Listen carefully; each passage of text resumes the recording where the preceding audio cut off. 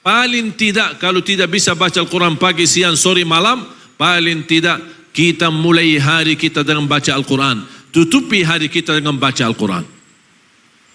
Begitu bangun, baca Quran. Mau tidur, baca Quran. Sama seperti Nabi Muhammad sallallahu alaihi wasallam. Ketika bangun tidur, 10 ayat daripada surah Ali Imran, Rasulullah SAW baca.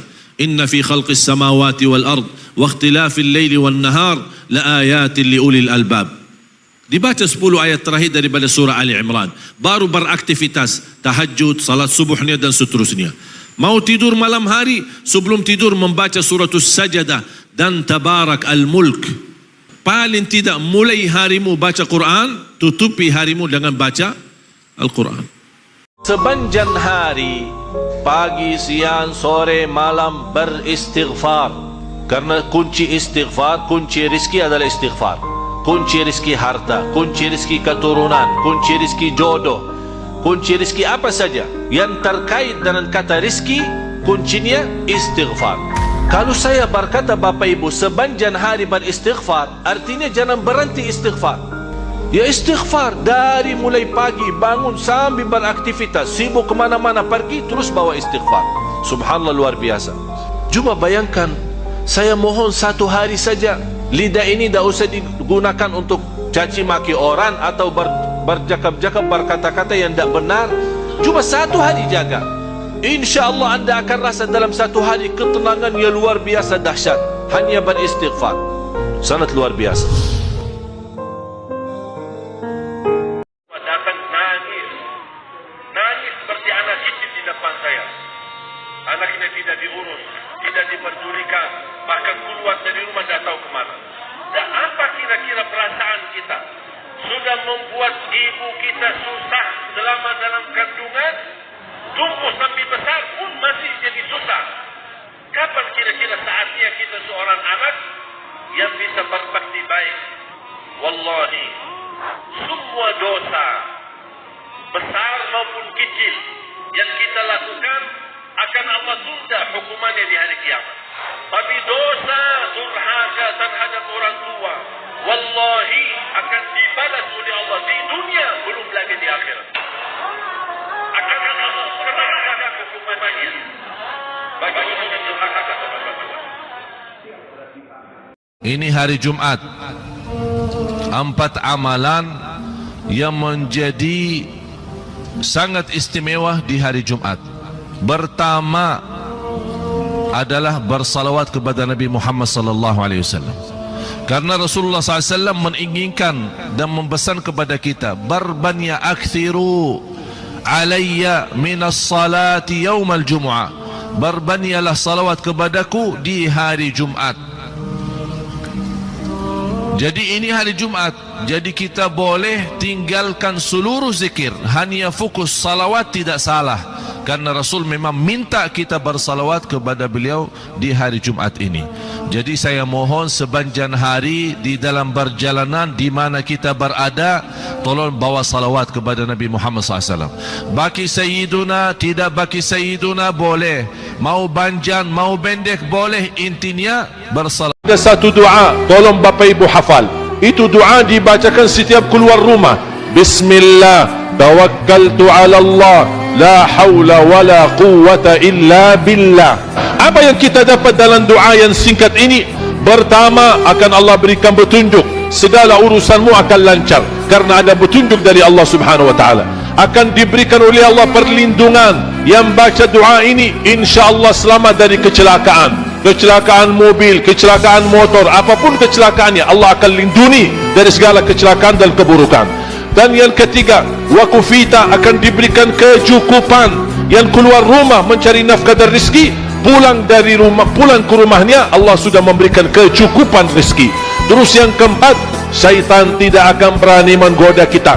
Wa tanahha anhu syaitan, kata Rasulullah, syaitan akan tergeser, tidak akan mampu mendekati, apalagi mampu menggoda. Jangan pandangi wanita yang belum berjilbab, jangan dipandangi dia buruk. Barangkali dia punya 2 rakaat tahajud di sisi Allah bisa menyebabkan terampuni semua dosa. Kita tidak tahu apa urusan manusia sama Allah. Masing-masing punya rahasia sama Allah. Urusan Allah, urusan Allah. Surga, ampunan dosa, masalah itu semua kita punya dosa, semua kita punya aib. Tapi Allah menutupi aib kita. Makanya Islam mengajarkan kalau tidak bisa membalas sesuai, tidak berlebih-lebihan, lebih baik diamkan. Lebih baik lagi sabar, lebih baik lagi ikhlaskan, lebih sempurna lagi maafkan.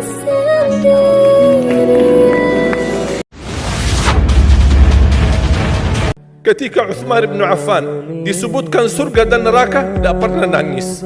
Tapi ketika dibahas kuburan, 3 malam tidak bisa tidur. Kata beliau, Al-qabru awwalu manazilil akhirah. Kuburan itu langkah awal ke akhirat. Kalau itu lulus, lancar, bahagia, selamat, insyaAllah lebihnya aman dan sambil menuju ke surga. Tapi kalau kuburannya menderita, menjadi tersiksa, menjadi pahit dan tidak bisa nyaman, tidak akan bisa nyaman lebihnya dan selanjutnya. Na'udzubillah min zalik.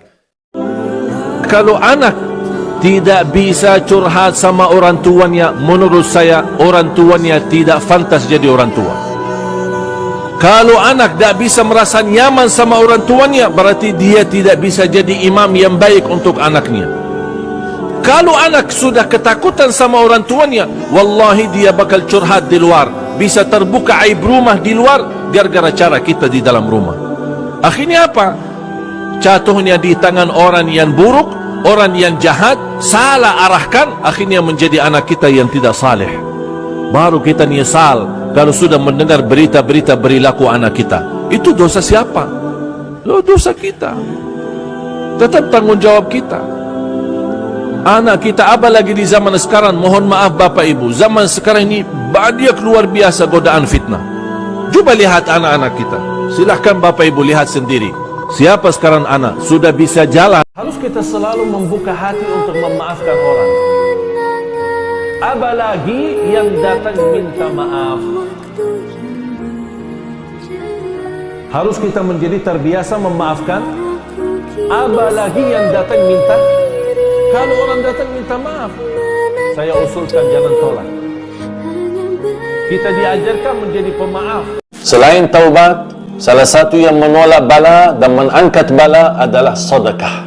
Sedekah termasuk amalan sederhana tapi dahsyat manfaatnya. Sedekah memadamkan kemurkaan Allah sebagaimana air mampu memadamkan api. Sedekah menjaminkan ampunan dosa. Sedekah menjaminkan meraih darjat tertinggi di dalam surga Allah. Sedekah menjaminkan kita selamat dari sakit bahaya. Sedekah menjaminkan sembuh dari penyakit. Sedekah menjaminkan husnul khatimah. Sedekah menjaminkan selamat dari kematian buruk. Sedekah menjaminkan keselamatan dari kematian mendadak. Sedekah banyak manfaatnya untuk terkabul hajat kita. Sedekah, orang-orang yang mencintai sedekah dan suka berbagi akan dibawa naungan sedekahnya nanti di hari kiamat sampai menuju surga Allah Subhanahu wa ta'ala. Nabi Muhammad bukan Nabi yang biasa. Nabi Muhammad adalah Nabi yang penolong kita nanti di hari kiamat. Seandainya kita masuk neraka Jahannam, masih ada harapan kita dapat syafaat Nabi Muhammad SAW.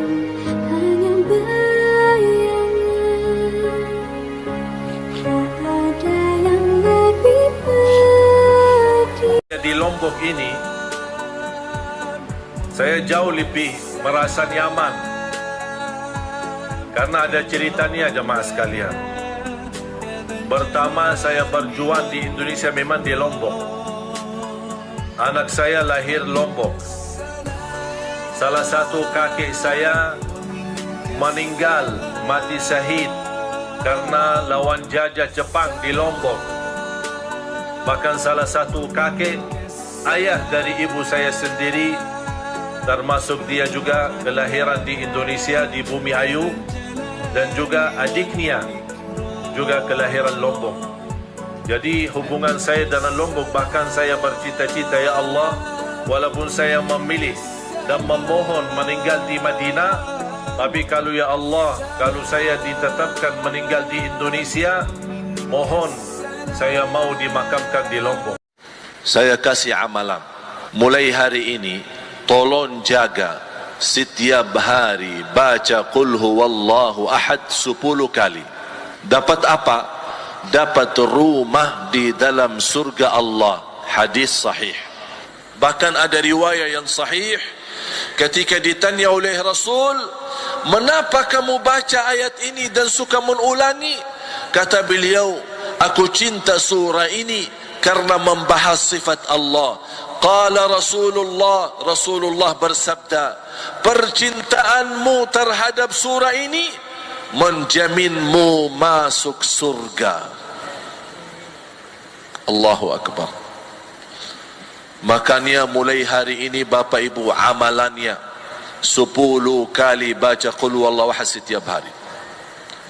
Tidak harus di masjid, boleh di jalan, naik motor, jalan kaki, dimanapun